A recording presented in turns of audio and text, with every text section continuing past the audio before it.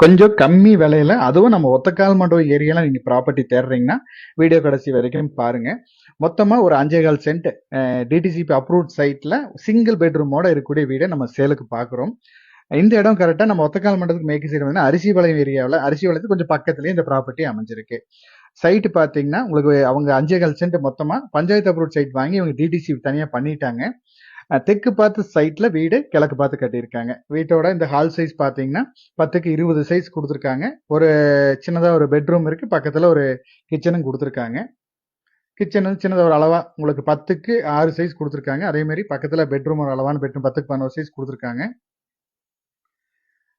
பக்கத்திலேயே நீங்க வந்து எக்ஸ்டெண்ட் பண்றதுக்கு இந்த ஒரு டோரும் கொடுத்துருக்காங்க. அந்த சைடு வந்து கம்பியும் நீட்டி விட்டுருக்காங்க. நீங்க இன்னொரு பெட்ரூம் எக்ஸ்டெண்ட் பண்றதுனாலும் பண்ணிக்கலாம். மொத்தம் 5.25 சென்ட் இடம் இருக்கிறனால நீங்க இன்னொரு வீடு கூட கட்டிக்கலாம், இல்ல எக்ஸ்டெண்ட் பண்ணி வீடு எடுக்கிறனால எடுத்துக்கலாம். இடம் வந்து பேஸ் நிறையவே இருக்கு.